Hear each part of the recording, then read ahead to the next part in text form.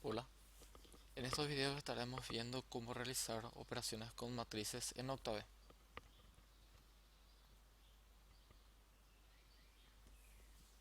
Primeramente, cómo cargamos matrices en Octave. No hace falta establecer de antemano su tamaño, o sea, podremos cargar una matriz con un determinado tamaño y luego ir cambiándola, por ejemplo, agregando filas, agregando columnas y así. Las matrices se definen por filas, o sea, se van cargando por filas. Los elementos de una misma fila estarán separadas por blancos o con comas. Las filas entre sí las cargamos separadas por punto y coma. Carguemos entonces esta matriz M. Siempre la forma correcta de escribir o de cargar una matriz sería colocar el nombre de la matriz es igual y entre corchetes colocamos los elementos separados según como habíamos visto aquí. Vamos a cargar entonces esta matriz M. Nombre de la matriz es igual.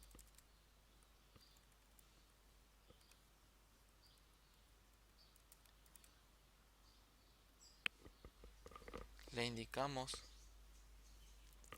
los elementos que va a tener la primera fila y luego punto y coma para cargar la siguiente fila.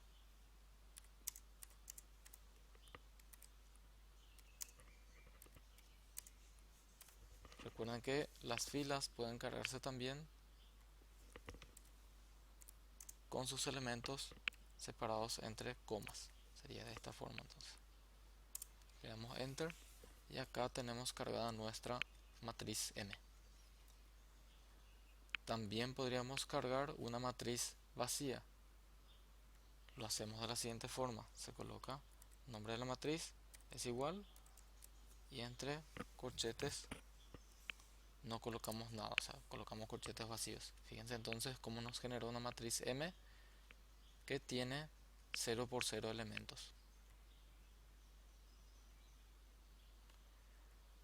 En lugar de cargar matrices, también podríamos generar matrices que tengan algunas características propias. Algunas de las funciones que vamos a utilizar para realizar esto serían la función elle, que nos forma una matriz identidad de tamaño n por n, en el caso de que coloquemos como argumento de la función el valor n. Vamos a generar entonces una matriz, por ejemplo, identidad de 3 por 3. Colocamos entonces elle, paréntesis 3, cerramos paréntesis, y aquí fíjense cómo nos generó una matriz identidad de 3 por 3. También podríamos generar matrices rellenas de ceros. Para ello hacemos uso de la función ceros. Hay dos formas de utilizar la función ceros. Sería indicando el número de filas, coma, el número de columnas. Esa sería la primera forma, la forma más general. Colocamos entonces ceros, paréntesis. Supongamos que queremos crear una matriz que tenga 3 filas, 4 columnas. Lo indicamos de esta forma, Enter. Y aquí fíjense cómo nos creó una matriz rectangular de 3 filas por 4 columnas. Otra forma de utilizar sería indicarle como argumento un solo número. En ese caso nos va a formar una matriz cuadrada. Probemos eso. Creemos una matriz rellena de ceros de 3 filas por 3 columnas. Le colocamos entonces como único argumento el valor 3 y acá vemos lo que nos generó. Otra función que podríamos utilizar sería la función ones. Esta función ones nos forma una matriz rellena de unos. Tiene también dos formas, con un argumento y con dos argumentos. Vamos a usar de ambas formas. Por ejemplo, creemos nuevamente una matriz cuadrada de 3 filas por 3 columnas. Lo indicamos de esta forma. Fíjense, nos creó entonces esta matriz cuadrada rellena de unos. También podría ser una matriz rectangular de 3 filas por 4 columnas, por ejemplo. Le damos Enter y aquí nos formó esta matriz. 3 filas, 4 columnas, rellena de unos. También podríamos querer generar matrices aleatorias. Eso lo hacemos a través de la función rand.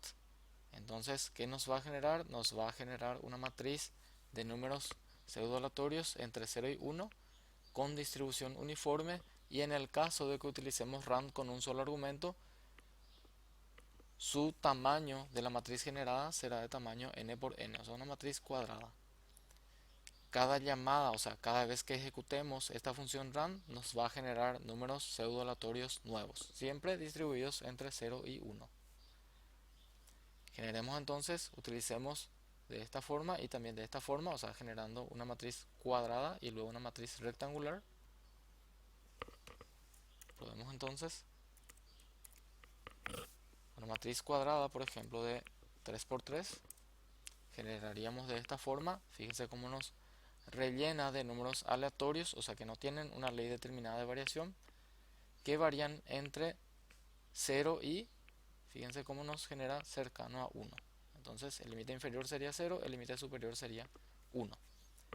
Vamos a generar lo mismo, pero ahora una matriz rectangular, por ejemplo, de 3 filas y 4 columnas. Estos números nunca son los límites inferior y superior de los números que nos va a generar la función rand. ¿Por qué la aclaración? Porque suelen confundirse esto mucho. Entonces, por eso la aclaración. Estos siempre son números de filas, números de columnas. Nunca son límite superior e inferior de lo que nos va a generar la función rand. Entonces, fíjense, nos crea 3 filas y 4 columnas de números pseudo aleatorios distribuidos uniformemente entre 0 y 1. Eso es lo que hace entonces rand. Por último tenemos la función magic. La función magic lo que nos genera es números o matrices que también se les suele llamar cuadrados mágicos. ¿Por qué cuadrados mágicos? Porque cumplen con la condición de que la suma de filas de cada una de las filas es igual a la suma de cada una de las columnas, y también es igual a la suma de la diagonal principal. Creamos entonces una matriz con magic, y los números también que se van generando dentro de magic van desde 1 hasta n cuadrado. Vamos a ver entonces eso. Vamos a crear un magic de 3 por 3. Siempre tiene un solo argumento.